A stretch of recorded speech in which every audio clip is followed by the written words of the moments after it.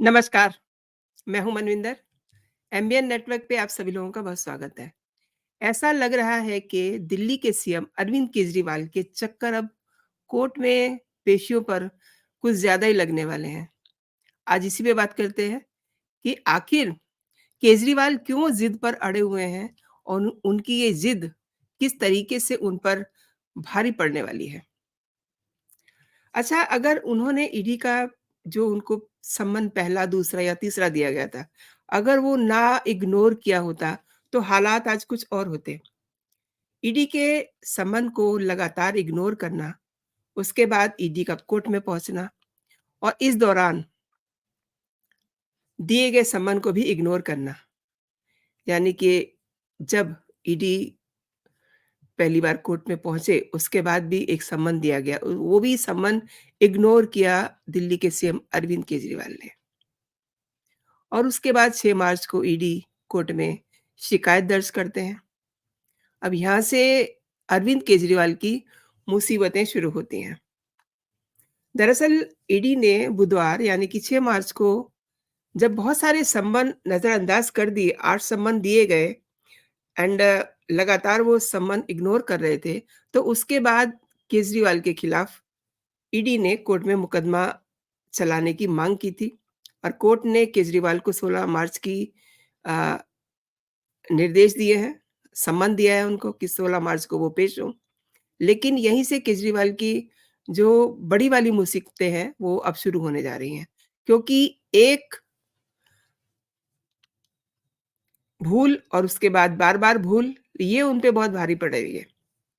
अब चूँकि ईडी ने शिकायत दर्ज कर दी है, यानी कि मुकदमा कोर्ट में दर्ज किया है, तो कोर्ट जो है उस पर डिसीज़न लेगा, साथ में ईडी के पास भी बहुत सारे अधिकार हैं। यानी कि ईडी ने अपनी तरफ से उनको अपनी बात कह दी है, अब वो अपना अगला कदम आगे बढ़ा सकते हैं।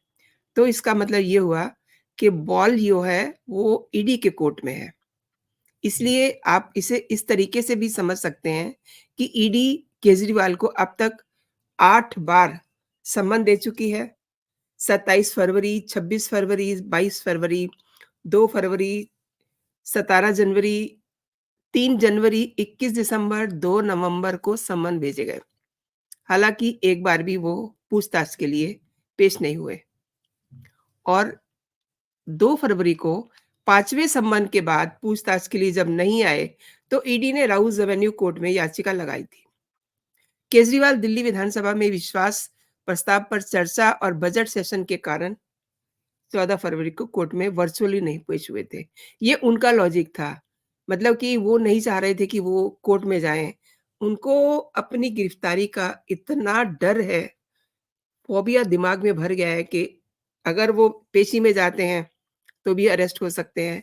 अगर वो कोर्ट में जाते हैं, तो भी वो अरेस्ट हो सकते हैं। लेकिन क्यों? ये उनके दिमाग में डर क्यों है?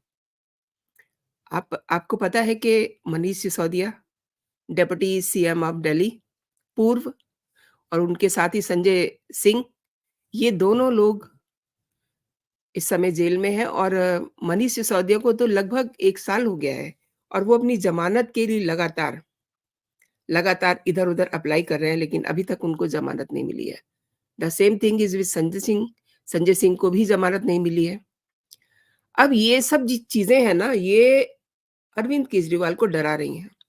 और दूसरी बात ये है कि तमाम वो लोग जो इनको मनी लॉन्ड्रिंग में मदद कर रहे थे, पैसा दे रहे थे, वो सब आज की तारीख में सरकारी गवाह बन गए हैं।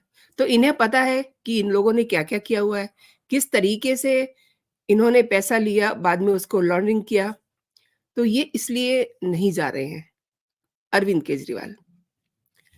ईडी ने लगातार समन के बावजूद केजरीवाल को पेश नहीं होने पर राउज़ एवेन्यू कोर्ट में याचिका लगाई थी और कोर्ट ने 14 फरवरी को केजरीवाल से कहा था कि आप 17 फरवरी को अदालत में हाजिर होकर के पेशी ना जाने की वजह बताएँ। तब केजरीवाल ने विधानसभा में विश्वास प्रस्ताव पर चर्चा और बजट सेशन के कारण वर्चुअली वो पेश हुए और पर्सनली वो नहीं गए। उनके पास जो उनकी लीगल टीम है, बड़े-बड़े महँगे वकील हैं उनके पास वही सब उन्हें राय दे रहे हैं कि अगर आप चले गए तो आप वापस नहीं आने के। इसके बाद कोर्ट ने कहा कि हम अगली सुनवाई 16 मार्च को करेंगे। उस दिन केजरीवाल कोर्ट में पेश होंगे।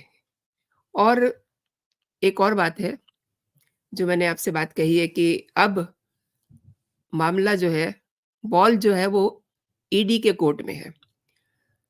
तो सीएम केजरीवाल के बार-बार पेश नहीं होने पे ईडी ने उनके खिलाफ जमानती वारंट भी जारी कर सकती है। उसके बाद अगर नहीं पेश हुए, तो धारा 4-5 के तहत गैर जमानती वारंट जारी कर सकती है।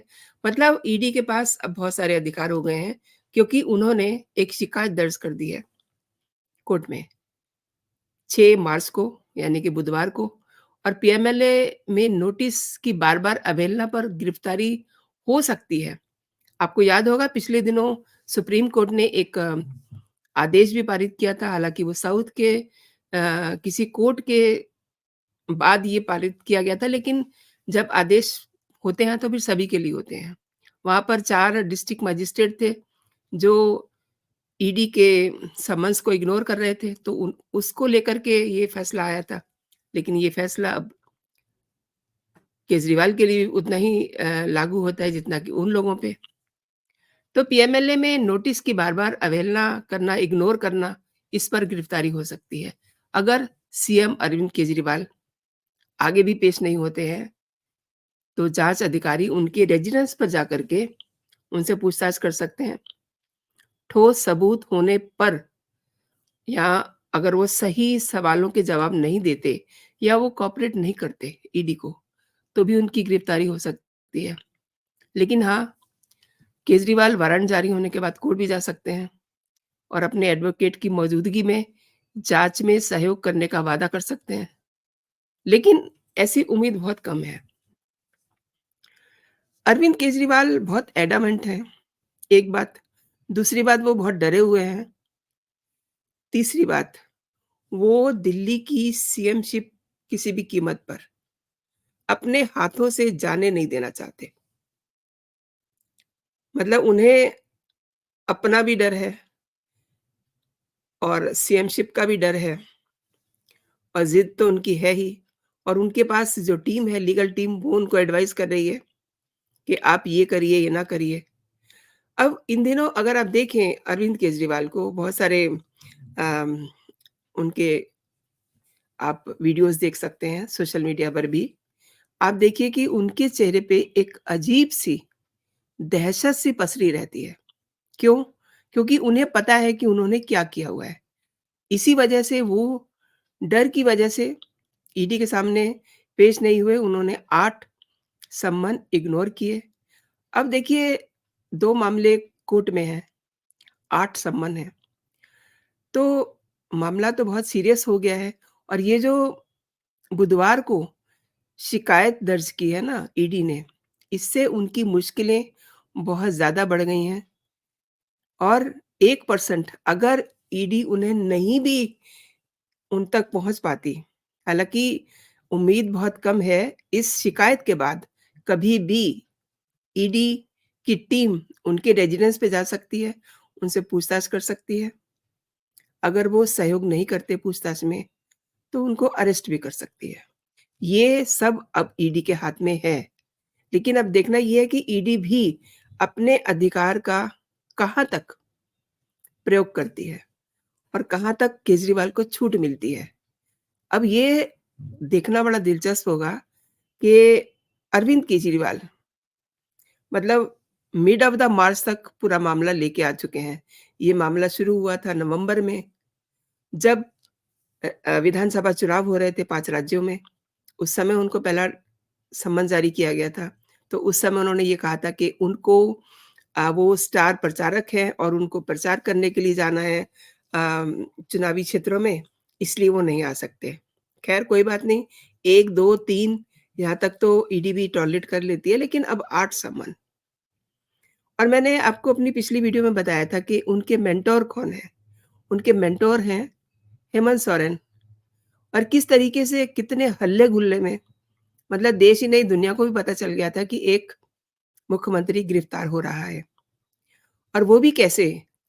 देखिए वो मतलब फरार हो गए। उनके लिए पोस्टर छप गए कि रंग ऐसा, कद इतना, फला ब्ला-ब्ला। और क्या केजरीवाल भी यही चाहते हैं? क्या केजरीवाल के साथ भी ईडी को यही करना पड़ेगा?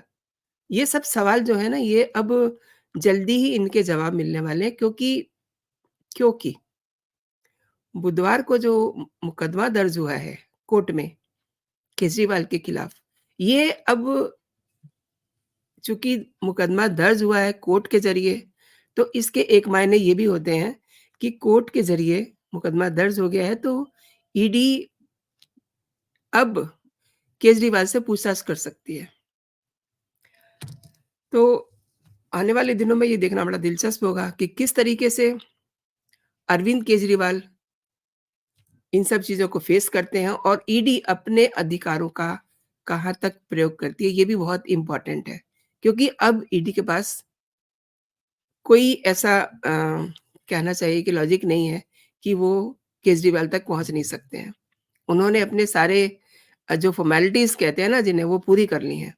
अब बारी है उनके आगे बढ़ने की और अब बारी है केजरीवाल के भी पेश होने की। तो दोस्तों, आपने मेरे साथ पूरा वीडियो देखा, आपका बहुत-बहुत धन्यवाद।